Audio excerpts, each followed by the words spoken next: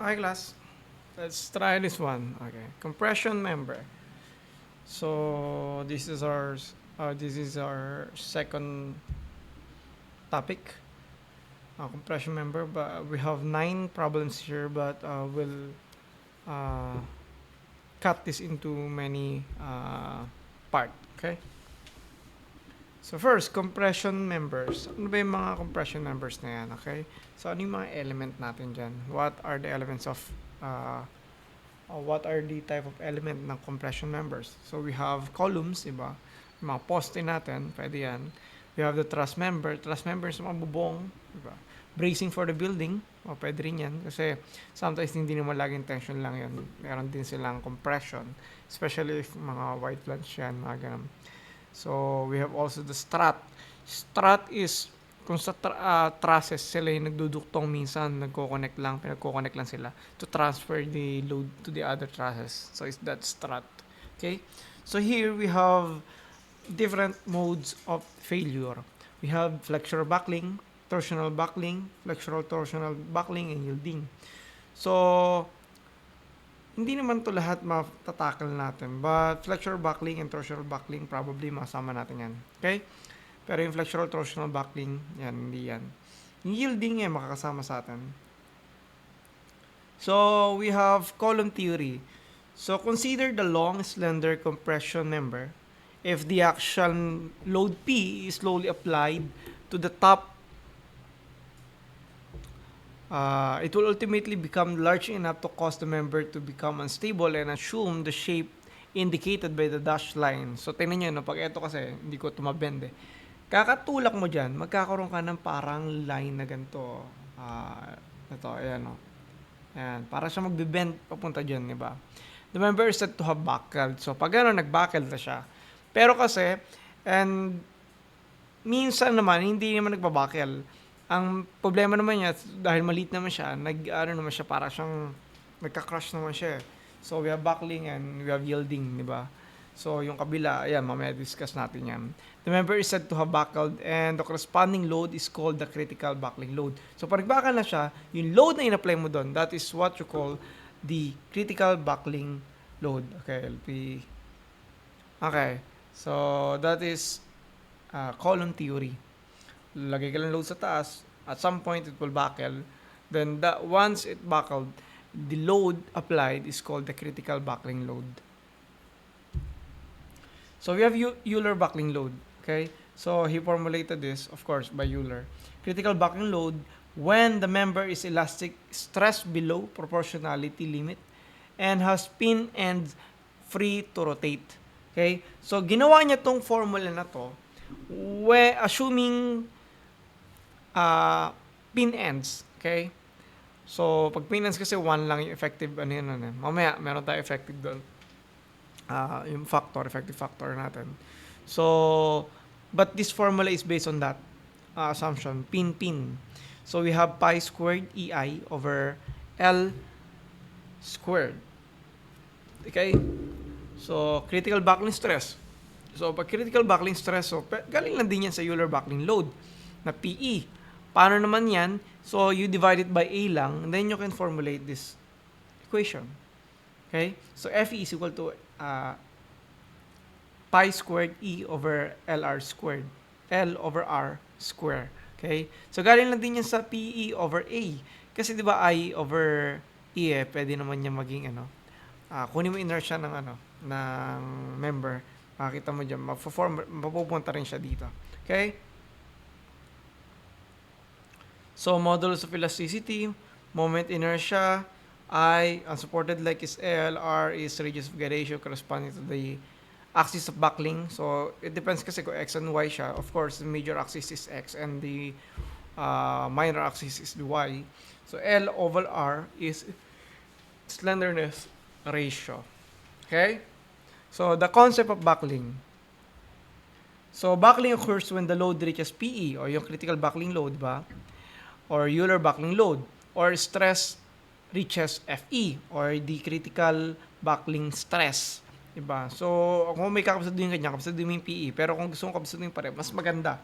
So, we have the major axis, the IX the x-axis, kasi yun yung strong axis natin, the major axis, wherein the inertia is greater, di ba? Kasi pag sa y-axis, yung inertia mo mas maliit, mas mahina. So, that is weak axis yun sa y. That's the minor axis, yung y-axis. So, makikita mo dito kung paano yung mangyayari dyan. Paano yung bending niya. Ayan. Okay? So, the column will become unstable about the principal axis with the largest slenderness ratio. So, remember that. Pag pinakamataas yung slenderness ratio, yung L over R mo, nandoon yung magiging unstable. Okay? So, column will become unstable about the principal axis with the largest slenderness ratio or minimum moment of inertia. Pag mababa ang minimum moment of inertia mo, mataas ang slenderness ratio. So, meron tumataas ang slenderness ratio mo, mas lalo siyang nagiging unstable. So, ganun din pag sa radius of gyration. Bakit? Pag bumababa kasi radius of gyration mo, look at the formula. Habang bumababa radius of gyration mo, yung stress mo tumataas. Bakit? Kasi nasa denominator di ba? So, I hope you get that. So, okay. So, remember that a column will become unstable about the principal axis with the largest slenderness ratio or minimum moment of inertia and radius of gyration. So, kung may solve kayo, na-solve mo yung moment of inertia ng x and y, tapos critical na tinatanong, isolve mo lang yung meron yung axis na may pinakamababang inertia. Okay? Of course, pag mababa inertia niya, mababa din radius of gyration kasi radius of gyration is just the square root of I over A. So, proportional sila. Okay? So, we have the effective length, LE. Yung E natin ng formula kanina, palitan natin siya ng effective length. Ano ba effective length na yan? May effective length factor tayo, which is the K. Okay? So, this length approximate the length over which the column actually buckles. And this may be shorter or longer than the actual brace length. So, ito yan. Yung unang case natin, this is fix. Diba? Fix yan eh. So, we have 0.5. Pag pin fix naman, we have 0.7. Theoretical tayo Yung recommended value for design value kasi pwede naman yan. Pero pag sa computation natin, dahil nga academic tayo, we use the theoretical. Okay? So, pag naman dito, ito muna tayo. Sige, ito pin-pin. Ito yung assumption kanina, pin-pin. Pag pin-pin mo lahat nagbabakal, kaya 100%. Dito kasi sinabi parang 70% lang naman yung nagbabakal. Dito naman parang 50% lang kasi nga fix eh. Hindi siya gumagalaw dito, saka palang gagalaw sa gitna. Tapos diretso ulit. Okay? So, eto naman, free end yung dulo. Dahil nga parang free siya dyan, parang tanda mo nyo, parang gano'n siya. Parang bumabalik yung ganyan, no? So, pag nakita mo ganyan, 2 yan. Dito rin, pin.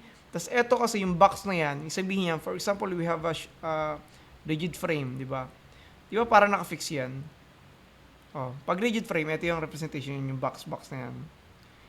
Kasi di ba pag nasa frame na yan, naka-fix na rin siya. Tapos fix nito ilalim. So parang ganun din siya. So pag ganyan nangyari, fix tapos pin yung rigid yung taas. So we have 1.0 din. Okay? So pag dito naman, 2 naman to sa kabila. So you just remember that pag pin, ito fix pin, ito is, paano ba magbura dito? Wait, sorry. Ayan, ito lang tingnan nyo I hope you take a picture of this.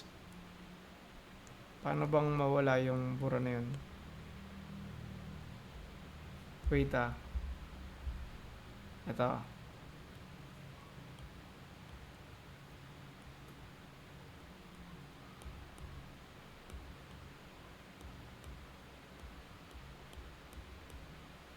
ito yan. So we have this.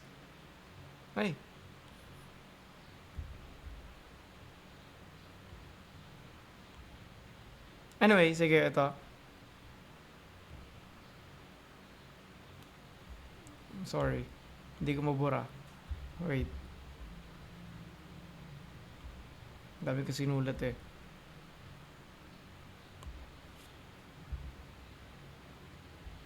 Anyway, ito.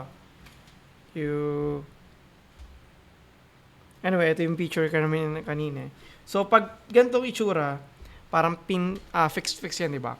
So pag fixed kasi, there's no translation and rotation. That's why fixed, meron siyang 3 reaction, X and Y, and Z. Then we have also translation, rotation, pag ikot niya yung moment niya. So meron siyang, dahil nga restricted siya doon, we have moment and reactions. Pag pin naman, we only have we only have reactions. We don't have moment, 'di ba? Kasi the rotation is allowed pag naka-pin. Pag naman ito free yan, syempre there's translation and rotation. Pag ito naman yung sa rigid yung connection naman siya, may translation pero hindi siya pwede mag-rotate. So that's why pwede kang magkaroon ng moment. Okay? So ito, yung kaninang formula natin, nilagyan lang natin ng K para maging effective yung mga value natin. Effective critical backlink. Okay? So, according to the NCP provision, ito na tayo, magiging, pag LRFD, of course, design strength must be greater than to the ultimate load pa rin eh. Diba? Ultimate load. So, P na tayo ngayon dito. So, the alpha, or the phi, or which is the reduction factor, is 0.9 multiplied to the nominal load, or PM, must be greater than or equal to PU. Lagi naman ganun nangyayari. Ang tandaan mo lang dito dapat, yung reduction factor. Dito naman, ang tandaan mo dito is yung factor of safety. So, 0.9 and 1.67 pag ASD. So, ganun pa rin naman yung gagawin. So, nominal strength. Ano ba ngayon yung nominal strength?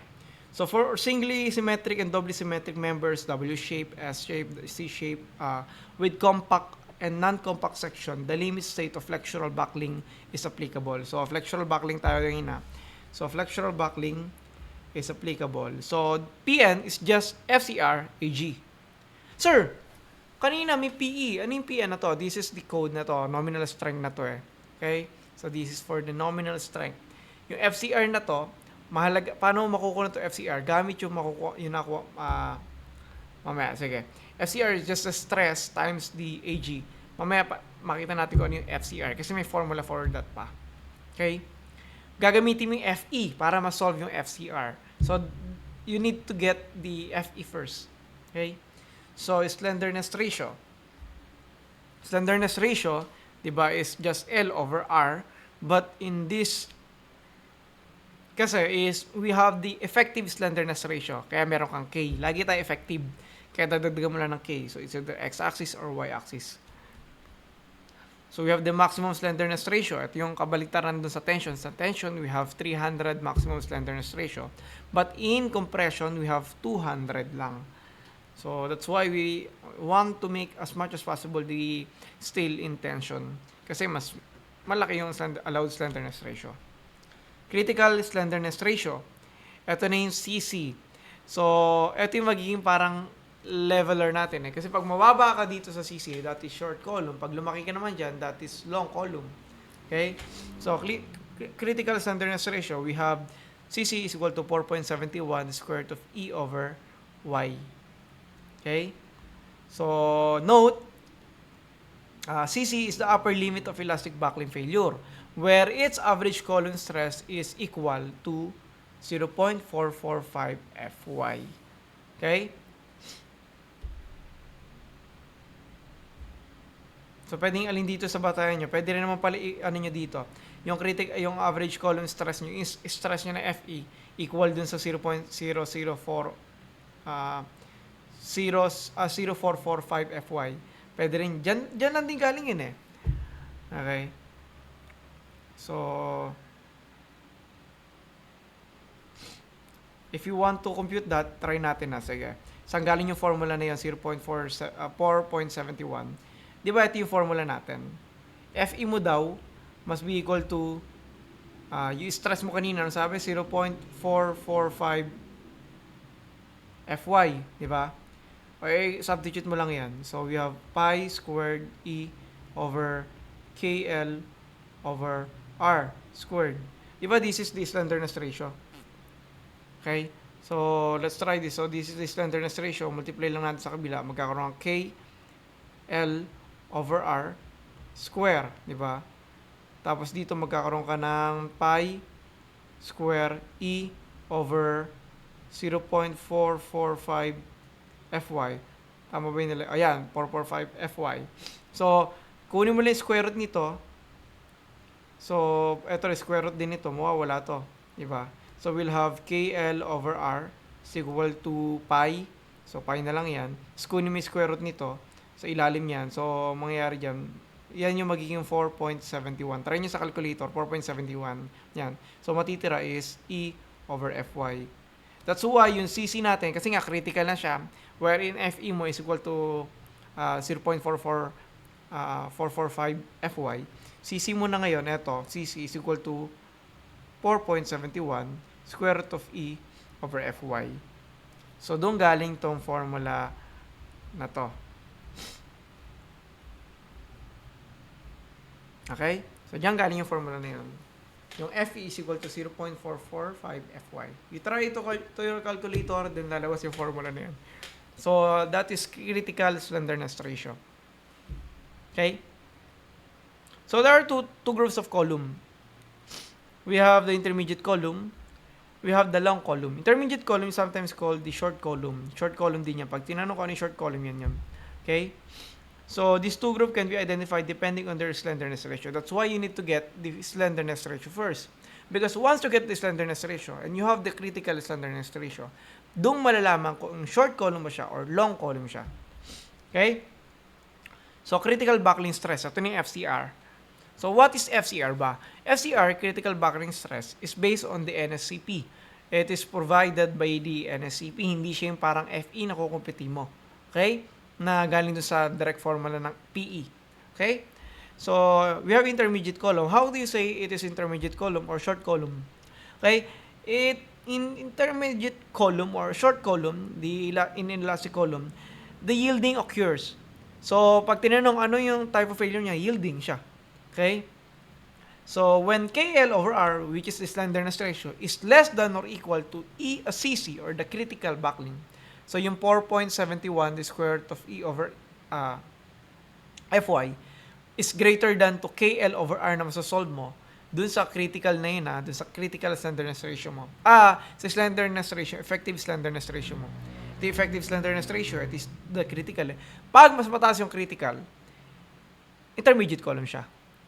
Okay? Or yung Fe mo is greater than to 0.445 Fy, intermediate column yan or short column. Pag ganun daw ang FCR mo, ito yung formula. 0.658 square to the Fy over Fe multiplied by Fy. Okay? So, this is exponent exponent yan. Okay? So, you have to memorize that. Okay? FCR is equal to 0.658 Fy to the raise of Fy over Fe multiplied by Fy. Okay? So, pag naman lumagpas ka dun sa CC, syempre, meron din tayo lumagpas sa CC. It is elastic column na. Buckling occurs na. Nagbabakel na siya. Kasi nga long column, sobrang haba yung nagbabakel. Pag maliit, nag-yield. So, pag ang tinanong, naging long column siya, what is the mode of failure? This is buckling. Okay? So, long column, of course, it is the opposite of the short column. It is when the effective slenderness ratio mo is greater than the critical slenderness ratio. That's why you have this one. Then, therefore, your FCR would be this formula, 0.877 Fe. So, tanyo kailangan nyo pa rin yung Fe. Ano ba yung Fe? Yun yung formula kanina na galing kay Euler. Okay? So, you have to memorize this. Okay? So, yun lang. Sample problem na tayo. Okay, for sample problem number 1. Tumunta tayo sa basic. Pero medyo nakakalito siya at first. So, you have to rewatch this. That's what the pros of having it recorded. Kasi you can rewatch it again and again. Unlike in the classroom, hindi mo na pwedeng i-rewatch to. Okay? So, an A36-inch rectangular column is 50 by 100 in cross-section. So, 50 by 100 siya, mm. The first question, ito inch siya, so isabihin, pin-pin lang yan pag inch.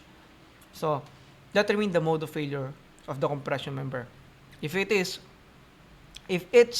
2 meter long. If it is 2 meter long. So, ano daw ba siya? Is it buckling or yielding? Yun lang ang tanong dyan. Okay? Nagbabakal ba siya or nag-yield? So, it's either short column or long column. Okay? Second question is determine its allowable strength in kilonewton. If the question is allowable strength in kilonewton, therefore, the question is just ASD. Okay? So, paano makukunin yung PU? Nga pala, sige, later we'll have a sample for that. But allowable strength Kn is just the ASD. For C naman, determine the mode of failure of the compression member if it is 0.4 up 5 meter long. Kanina, 2 meters sa A. Ngayon, paano pag 0.4? Of course, parang medyo halata naman yan, di ba? Ano ba to? Short column ba to? Long column? Or kaya naman, is it buckling or yielding? Di ba? Pag short column, nag-yield. Pag long column, nagbabuckle. Okay? Determine its design strength. So, this is LRFD naman yung number, yung letter D. Okay? So, let's have the solution. So, first, we have this situation, 836. So, we have Fy as 248. Fu is 400 megapascal. So, we have this cross-section. You have 50 by 100. Okay? So, first, of course, you have to get the slenderness ratio. But how you can do that? Of course, you have to solve for the inertia din, di ba? Pero madali naman to. Pag inertia rectangle, BHQ over 12 lang, di ba? So, ulit lang yan. But, you have to get the critical effective slenderness ratio. Kung ano yung pinakamababa. Okay? Kung ano yung may pinakamataas na slenderness ratio, yun yung may pinakamababa na R-mean. Yung R-mean na to, makukuha mo lang yung R-mean na to pag meron kang pinakamababang inertia. So, kung ano yung pinakamababang inertia, makukuha mo yung pinakamataas na slenderness ratio. Okay? So, SR max. Dito, ang SR max dito, of course, the weak axis. So, actually, you don't have to solve it. It's always the y-axis, yung weaker axis. Unless, baliktarin mo yung axis mo. Okay? So, let's try this. So, alam na natin dito na yung y-axis yung critical natin dahil nga weaker siya. If you look at this situation, yung x-axis natin, pag diyan ka naglagay, malakas. Pero pag dito ka naglagay ng moment, for example, lang moment ka dyan, maliit lang to, so mahina. So, y-axis is the critical axis. Okay? So, or the weaker axis. So, SR max is KL y over RY. So, what is KL ba? K natin is 1, yan yung kanina, di ba? Kasi pin-pin, 1. Pag pin-pin, 1. Yung L natin, ano ba effective length natin? 2 meter. Ano ba yung length natin? 2 meters. So, we have 2,000. Kasi magkakaroon tayo ng mm na yung mga unit natin. So, be careful with the unit. So, RY naman natin is the square root of IY over total area. Okay? So, yung Y natin is just 1 over 12 HB cube. Okay? Bakit, sir, baliktad? Kasi Y to eh. Kabaliktaran yung kinukuha natin.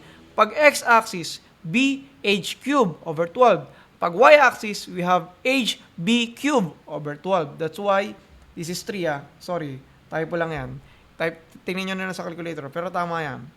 Okay? So, we have the area 50 times 100. So, we'll have this one.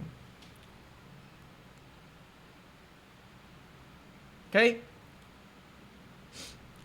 So, that slenderness ratio must be checked to the critical slenderness ratio, which is 4.71 square root of E over Fy. So, that is, just plug in formula lang yan, di ba? Ilagay mo lang dyan. So, you'll have 200,000 megapascal. Pag steel, di ba? Lagi naman 200,000 megapascal. You divide it to Fy, which is 248. Then, you'll have 133. So, what can you conclude? Since SR max is greater than CC, therefore, long column. Ano ngayon yung mode of failure? That is, buckling occurs. Okay? So, the buckling occurs. So, that's the answer. Yun lang. So, dito tinatanong pala ko ano siya, kung buckling ba siya or yielding. So, sa C. Sa B tayo, sa letter B. Ano ba tanong? What will be its allowable strength? Ano daw yung strength niya? Di ba pag long column, ito formula na FCR mo. FCR is 0.877 FE. 877. Ano ba yung FE? Di ba? FE is pi squared E over KL over R square. Yung KL over R na to, that is the effective slenderness ratio na nasolve mo rin kanina. So, you have to put that lang, plug into the formula. So, 0.877 FE. So, yung FE mo is pi squared multiplied by E over slenderness ratio. Square, may square to. Sorry. Puro typo pala to. Square, kulang na square. Lagay mo lang na square yan. Okay? So, we have that square. So, that is 90 FCR. 90 yung FCR mo. Okay, 90.169 PA. Diba? Pero diba ang tanong dito, allowable strength in kilonewton? In megapascal yan eh. How do you convert that? So, FCR mo, i-multiply mo lang saan? AG. Diba yun yung kanina? PN daw natin is equal to FCR AG. So, gross area lang yun. So, diba ito yung PN mo? PN over factor of safety. So, to solve that, we have 90.163 megapascal multiplied to the cross section, which is just 50 times 100, divided by the factor of safety, which is 1.67. So you'll have this is the correction factor. Kasi if you don't multiply 1,000, mamamali ka ng unit. Okay, so you multiply it by divided by 1,000 para ma-convert to. Okay, kasi this is megapascal is in kilonewton millimeter, di ba? Or newton kilonewton meter. Hindi. Tama. That ang megapascal kasi is mega 1 million newton divided by meter, di ba? So you divide it by 1,000 para maging kilonewton lang. Okay?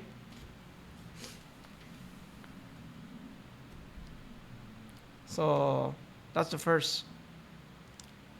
So correction factor, para hindi kayo malito, pag megapascal siya, divide mo lang sa 1,000. Lang gano'n. Ako na nagbigay. Okay? Divide mo lang sa 1,000. Kasi pag di mo divide, okay lang din naman pag di mo divide. Kasi pag di mo divide dyan, mahalata mo naman, lalabas dito is 2, 6, 9, 9, 4, 9 point something. So that is in Newton. So para maging kilonewton, divide mo lang sa 1,000. Para maging kilonewton. Okay? Kasi kilonewton ang tanong.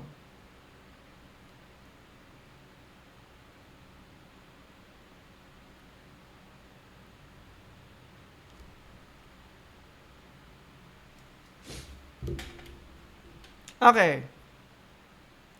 So, C. If L daw is 0.5 naman, so lumiit siya, umikli, what is the mode of failure? So, di ba, parang halata naman kanina, long eh. Di ngayon, siguro short. Isa umikli siya eh. Di ba? So, pero let's try to solve this kasi assuming na you don't know the answer yet. So, KL over R mo, Y pa rin tayo critical. Unless, otherwise, hindi yan halatang halata eh. Pero usually naman, Y naman, you don't have to solve it eh. Kasi ako hindi talaga. Itinok ko lang kung ano yung strong axis sa Y axis. Para malalaman yun, tingnan mo na lang, isipin mo lang ruler. Sa siya madaling mabali. Pag sa Y axis yan, yun yung weak axis. Kaya Y axis na lang lagi.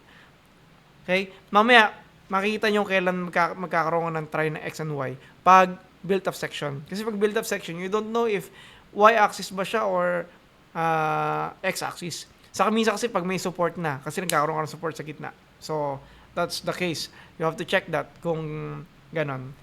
Okay? So, the effective slenderness ratio is KL over R, wherein K mo dito, dahil hinge column siya, so pin-pin, so that is 1.0, di ba? So, you have 1.0 times L square, Ly mo dito is 0.5 na, so that's 500 millimeter. Divided by the square root of I. Ano ba I niyan? So, ganun pa rin naman yung I niyan. 1 over 12, 100. Ayan, tama na to. 50 cube. Okay? Divided by area, 50 times 100. So, you'll have 34, 641. Yung CC natin, na-solve na natin, di ba? Kanina solve na natin to, ganun pa rin naman eh. So, that is 4.7, the square root of 200,000 megapascal divided by 248. So, 1.3375. Actually, at some point, you need to memorize this. Bakit? You don't have to solve again for CC. Because for A36 still, lagi ng fault ulit yan. Laging 133 masasagot mo. So, kabsaduhin mo yan. Okay? If you don't want to compute it. Okay? But if you forgot it, then solve it 4.71 square root of E over Fy. Kasi hindi naman lagi yung A36 ang ginagamit. Just in case sa A36, alam mo na kung ano yung magagamit. So that's 133.75. So since the CC is greater than to SR, therefore it is short column or intermediate column. So the mode of failure is yielding occurs. So nag-yield siya. Okay? So now, dahil nag-yield siya, ano yung formula doon? Sabi sa NSCV, di ba that is 0.658 raised to Fy over Fe multiplied to Fy. So, yun naman ang gasolve natin yan. So, babalik tayo doon. Ano yung design strength? You solve for Fe, para ma-solve mo yung FCR. Fe mo is pi squared E over slenderness ratio square. So, you have pi square, 200,000 megapascal, tapos yung slenderness ratio mo kanina, 34.644 square. Then, you'll have 1,644 megapascal. Then, you use that Fe to the formula of 0.658 raised to Fy over Fe multiplied by Fy. So, it is from the code, di ba? So, you plug in the formula, you plug in the values, then you'll have this one. Okay? Then design strength na siya. So this is reduction factor 0.9 times Pn, wherein your nominal strength na Pn mo is FCR times Ag. Diba? So you have this one. Lagay mo na 0.9 FCR times Ag. Then divide mo lang sa 1,000 yan para makuha mo din. Okay? So that's it. Teka nga, baka mali ang ano ko unit ko. 2, 3, 2, 8.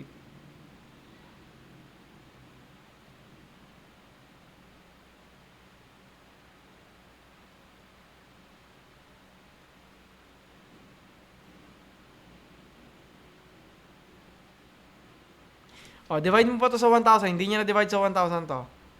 Okay, divide mo lang sa 1,000 yan. Para maging, yan, tama. You have to divide by 1,000.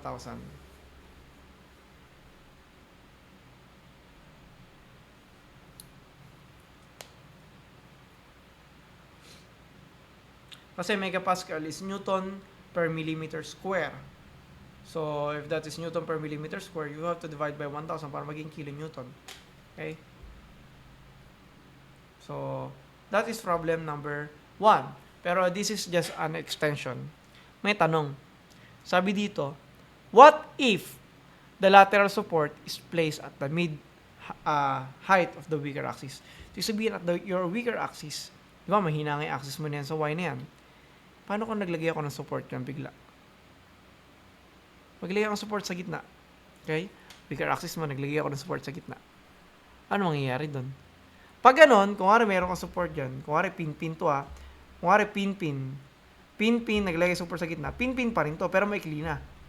Pag naman ito fix, kung wari ito fix, kasi ito naman pin. Yan. So, pin, fix. Pag nilagay ako support sa gitna, this is pin-pin. This is pin, fix. Kasi ito pin to, so ito fix. Okay? So, wait, I'll just get the charger.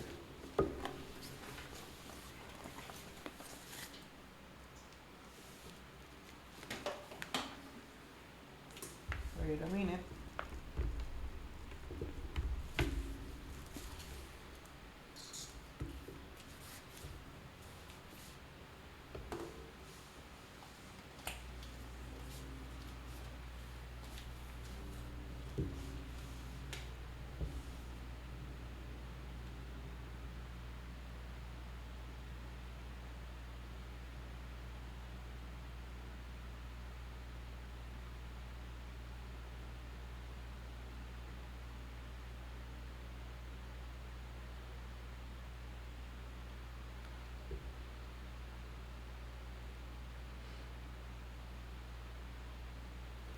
Okay. So, paano daw pag ganyan? So, let's try to solve this. Teka lang, I need to erase this. Ba't pa hindi ko maburo pag nagsusulat ako? Wait.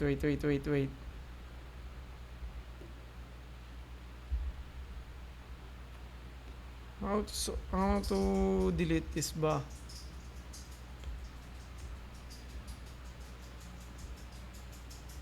Sorry.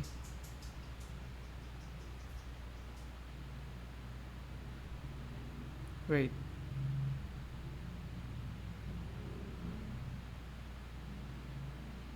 Yan. Sige. So, paano daw pag ganun daw? So, pag may support daw sa mid-axis, so yung 2 meters mo, if the length is 2 meter, what is the mode of failure? So, SL mo, ang KL mo na ngayon dito, 1,000 times 2 1,000 kasi X na to. Dito dahil may mid support na siya sa weaker axis, sa Y axis mo daw, that you have to check for X and Y na. Bakit? Kasi you don't know kung ano na yung mas weak. Kasi may support ka na dun eh. Nag-support ka na sa weaker axis, so hindi, para possible na hindi na siya yung pinakamahina. Kasi may support ka na. So you have to check for both X and Y na. Okay? So you check for both X and Y. So in X axis, we have KL, 2,000 pa rin to. Then that is the, ano naman, radius of gyration. So we have BH cube dito kasi x-axis, BH cube over 12. So you'll have 69. Paano ngayon sa y-axis? So ganun pa rin ang magagawin mo. That is KL over R, but yung L mo dito is LY. Ano nga ba yung LY mo? Di ba naglagay ka ng support sa gitna? So yung 2 meters mo, nahati. Yung length mo na lang na unsupported is 1. So that is 1 multiplied by 1,000 divided by the square root of 1 over 12 multiplied by h b cube. Sa y natin, sa b kasi sa x kasi natin, that is b h cube. Dito naman h b cube over 12. Okay? So you divide it by the area, then you'll have this one. Ano mas mataas? Di ba ngayon nag-govern to ngayon? Oh. That's the time when you have to check for both x and y. But kung wala naman siya support in midpoint or in what area man, then you can just use directly the y-axis. But in this case kasi, hindi laging ganon. Kasi naglagay ka ng support sa gitna. Okay? So, ang gagamitin natin ngayon is 69.289. So, ano ngayon yung critical slenderness ratio mo? 133.75 pa rin, di ba? Ganun pa rin naman yan, lalabas eh. O ngayon, since 133.75, mababa pa rin yung 69, ano magiging sagot? Intermediate column pa rin. Yielding occurs. Okay? So, for B, ano yung tanong doon? So, if that, C na, yung B natin, kayo na magsagot sa B. Kasi, gano'n lang din naman, no? Kukunin mo lang naman dito yung FE, tapos multiply mo na, yielding na siya. Ano ba yung formula for yielding? So, short column siya, intermediate column yan. So, that is 0.658 raised to Fy over Fe, or multiply by Fy. Then, that is the FCR. Multiply mo lang dun sa AG. Then, you have the PN. Diba? Then, divide mo lang sa factor of safety. So, mag-solve mo na. So, okay na mag-solve nun. I'll skip to letter C. Yung, ano naman, paano pag 0.5? Okay? Pero ganun pa rin, may support pa rin tayo at mid-span. So, let's try this. X-axis and Y-axis. For the X-axis, you have, that's 1 slenderness ratio pa rin ang effective factor mo pa rin dito. 1 kasi pin-pin. Diba? And L mo is 0.5 pa rin kasi hindi naman siya nahati sa gitna kasi that is the strong axis. Then you divide it to the square root of I over A. So, I hope you know this. This is BH cube over 12 pa rin. BH cube over 12. Then divided by the area. Then you'll have 17. Pag sa weak axis naman natin, yung 0.5 natin, magiging 0.25. That's why 250. Kasi doon ka naglagay ng support eh. Umikli na siya. Naglagay ka ng support. Ang supported mo, yung kalahati na lang. Hindi na yung buo. Okay? So, HB cube over 12. Then A times B. Then that is 17. So, halos, hindi, typo to. Meron dito typo. I think, hanapin nyo dito yung typo. Pero ang nag-govern dito is 17.321 yan eh. Pero, nevertheless, ganun pa rin naman yan. Mangyari ito. Please check it to your calculator. Teka lang, I have my calculator here. I'll just check if ano yung typo dito. So, we have 250. Try natin na. Square root of 250 by square root of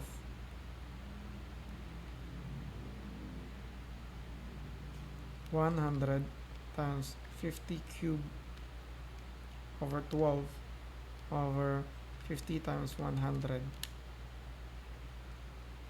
So, this is correct. So, ito kayong taas.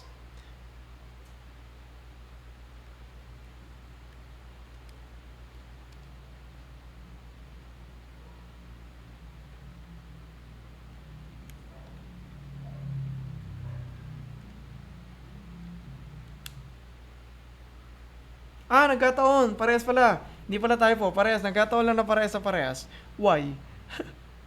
Oh, you have to do that. Nagkataon siya na parehas sa parehas eh. So, nag-govern lang siya. Kaya parehas lang nag-govern. So, kahit ano pala nagamit mo. In this case lang ha. Again, this is just by chance. Nagkataon lang siya. Hindi siya laging ganito. Okay, so this is intermediate. Kasi kahit ano magamit mo dito, parehas silang mas maliit. So, tinan nyo nagkaiba. Kanina long, saka intermediate. Ngayon, dahil nag-support lang tayo sa gitna, yung A sa C natin, sagot na parehas ng intermediate. So, parehas silang yielding occurs. Okay? So, that is the first part. First sample. Again, we have 9 sample. Continue to watch. Thank you.